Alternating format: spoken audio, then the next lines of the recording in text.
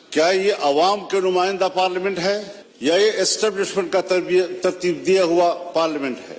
خدا کرے یہ خبر غلط ہو، لیکن ہماری معلومات یہ ہیں کہ اس بار تو باقاعدہ اسمبلیاں بیچی گئی ہیں۔ کون ان اسمبلیوں کو اور ان ایوانوں کو عوام کا نمائندہ پارلیمنٹ کہے گا؟ کس طرح ہمارا ضمیر مطمئن ہے یہاں پر بیٹھنے میں؟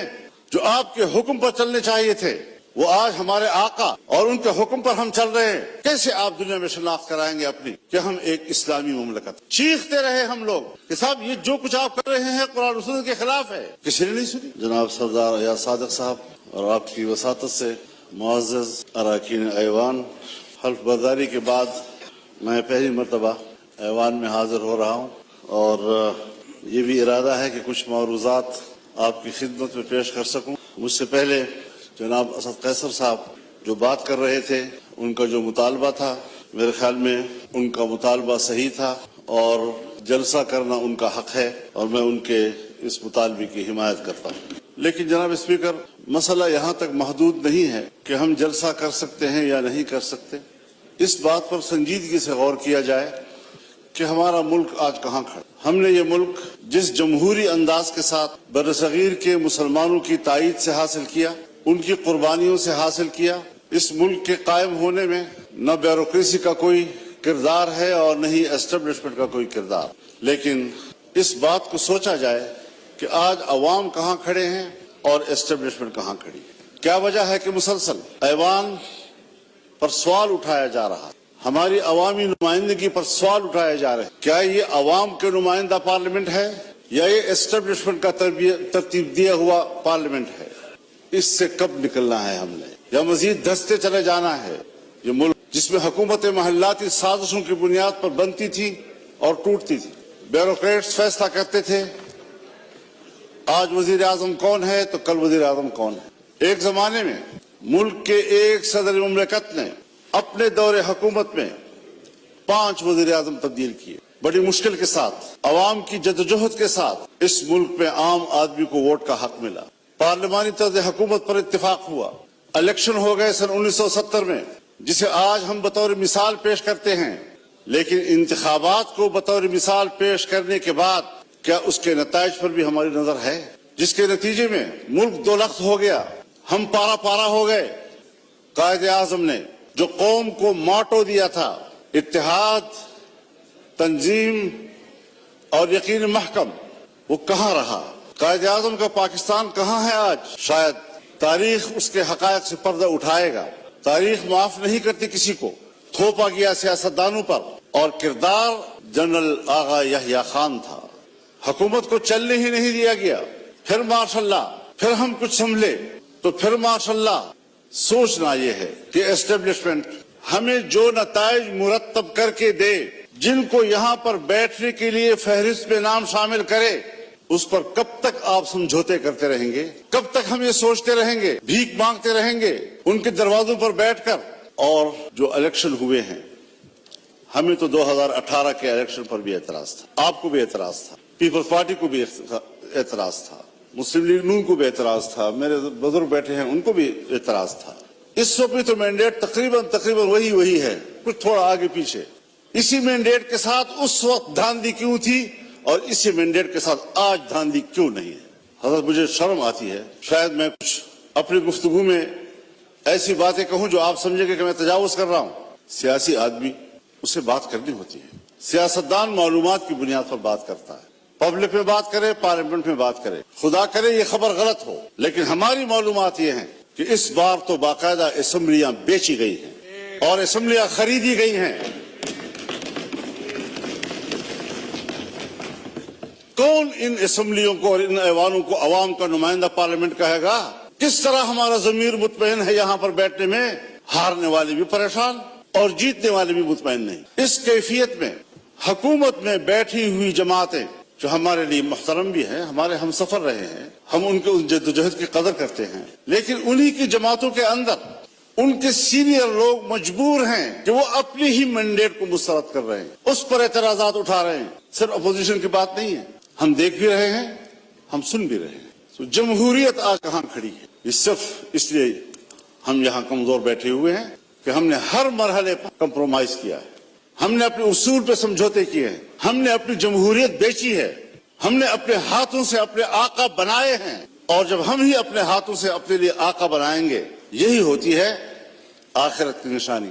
جب رسول اللہ صلی اللہ علیہ وسلم سے حضرت جبریل نے پوچھا کہ آپ قیامت کی علامات کے بارے میں بتائیں, تو آپ نے پہلی بات کی ان تلد الامۃ ربتہا, کہ مائیں اپنے لیے مالکائیں جنیں گی, یعنی بیٹیاں مالک بن جائیں گی اور ماں کو نوکر اور گھر کے مزدور کی طرح دیکھیں گی. اس مثال سے آپ خود سمجھ لیں کہ جو آپ کے ماتحت ہونے چاہیے تھی, جو آپ کے حکم پر چلنے چاہیے تھے, وہ آج ہمارے آقا اور ان کے حکم پر ہم چل رہے ہیں. ہم یہاں پر ایک قانون پاس نہیں کر سکتے.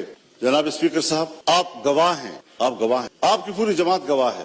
ہم نے ایک اجلاس میں ایک قانون سازی پہ بات, اس کے لیے کمیٹی بنی, وزیر قانون کے نگرانی میں میاں شہباز شریف صاحب نگرانی کر رہے تھے اوپر سے. ہمارا اتفاق ہوا, دینی مدارس ان کے وفاق حکومت کے درمیان اس مسودے پر اتفاق ہو گیا. اتفاق رائے کے باوجود اسمبلی میں نہیں آ رہا, اس لیے کہ اجازت نہیں. کرتے کرتے بالآخر اسمبلی میں آیا وہ, اور آیا تو خواندگی کے دوران روک دیا گیا اور پاس نہیں ہونے دیا. ہم پارلیمنٹ ہیں, ہم نے اس پہ اتفاق رائے کیا, اسمبلی تک میں لے آئے, پیش ہو گیا, پہلی خواندگی ہو گئی, اور بالآخر اس کو ڈراپ کرنا پڑا.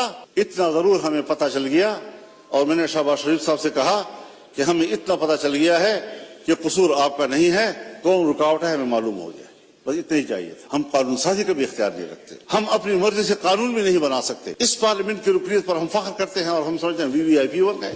آج ذرا موازنہ تو کیجیے جناب اسپیکر, ہندوستان اور ہم ایک ہی دن میں آزاد ہوئے. 15 اگست 1947 کو صبح 8 بجے دلی میں لارڈ ماؤنٹ بیٹن نے انڈیا کے گورنر جنرل کا حلف اٹھایا, اور کراچی میں قائد اعظم محمد علی جناح نے حلف اٹھایا. ایک ہی دن ہم آزاد. آج وہ دنیا کی سپر طاقت بننے کے خواب دیکھ رہا ہے, اور ہم دیوالیہ پن سے بچنے کے لیے بھیک مانگ رہے ہیں کہ ڈیفالٹ نہ ہو جائیں ہم لوگ. یہ کس کے ہاتھوں, کون ذمہ دار ہے اس کا؟ گھومتے پھرتے پھر آئے گی بات سیاستدان ذمہ دار. حکومتیں ناکام. دیوار کے پیچھے جو قوتیں ہمیں کنٹرول کرتی ہیں, جن کے باغ ڈور ہمارے ان کے ہاتھ میں ہیں, فیصلے تو وہ کریں اور منہ ہمارا کالا کریں, عوام ہمیں گالیاں دے, ذمہ دار ہمیں ٹھہرائیں. یہ کون سی سیاست ہے؟ ہم کہاں اس ملک کو لے آئے ہیں کہ آج آپ کا ایک ایک بچہ 25 کروڑ آبادی کا وہ 2 اور 3 لاکھ تک کا مقروض ہو چکا ہے. خوش ہوتے ہیں, IMF نے نیا قسط جاری کر دیا. نیا قسط 1 لاکھ 1.5 لاکھ کا, کروڑ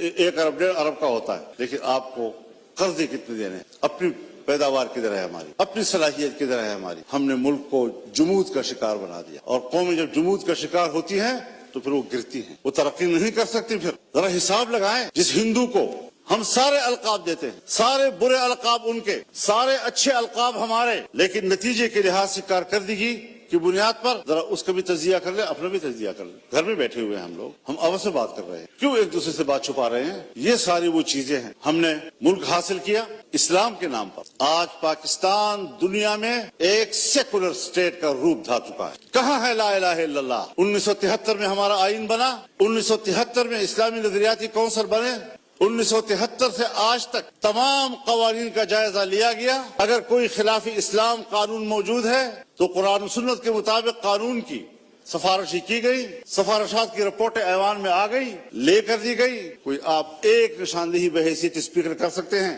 کہ سن 1973 سے لے کر آج تک اس کونسل کی سفارشات پر اس پارلیمنٹ نے ایک قانون سازی بھی کی؟ ایک. اسی لیے کہ جن لوگوں کو ایوان میں لایا جاتا ہے, جن لوگوں سے ایوان بھر دیے جاتے ہیں, ان کو قرآن و سنت سے کوئی دلچسپی نہیں ہے, پاکستان کے نظریے سے کوئی دلچسپی نہیں ہے. کیسے آپ دنیا میں شناخت کرائیں گے اپنی کہ ہم ایک اسلامی مملکت؟ آپ کا آئین کہتا ہے کہ حاکمیت اللہ رب العالمین کی, اور ہم روئے زمین پر اللہ کی نیابت کرتے ہوئے, عوام کے نمائندے روئے زمین پر اپنے مملکت میں اللہ کی نیابت کرتے ہوئے ان کی تعلیمات کے مطابق قانون سازی کریں. ہماری انفرادی اجتماعی زندگی قرآن و سنت کے تابع ہوگی.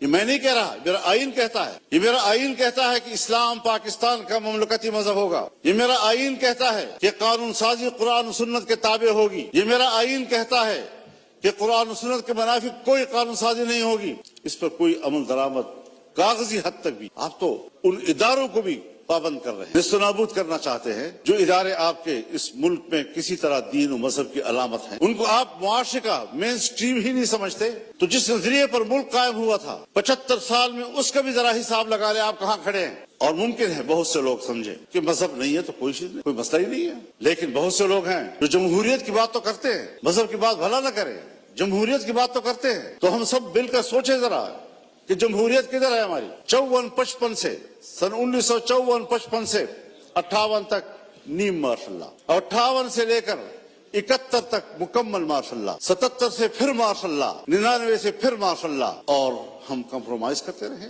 یہاں اسی ایوان میں ہم نے قانون سازی کرنا چاہیے، چیختے رہے ہم لوگ کہ صاحب یہ جو کچھ آپ کر رہے ہیں قرآن و سنت کے خلاف ہے، کسی نے نہیں سنی۔ تو جمہوریت کہاں ہے؟ آپ الیکشن آپ کے ڈھونگ، اسمبلیوں کی کوئی قدر و قیمت نہیں، اسمبلیوں میں آنے والا اپنے آپ کو معزز سمجھتا ہے، عوام کا نمائندہ۔ آپ کے کاغذات میں اس کا جو پروٹوکول ہے وہ VVIP کا ہے، اس کے براعات ہوتے ہیں، لیکن کیا ہمارا ضمیر بھی مطمئن ہے اس بات پر؟ وستفت نفسک، اپنے ضمیر سے پوچھ لو پہلے، کیا واقعی ہم مطمئن ہیں ان نتائج سے؟ اور جناب اساتذہ صاحب، کیا واقعی آپ لاہور کے نتائج سے مطمئن ہیں؟ اللہ آپ کو مطمئن رکھے گی، اللہ آپ کو مطمئن رکھے لیکن ہر چند کے ہے نہیں ہے۔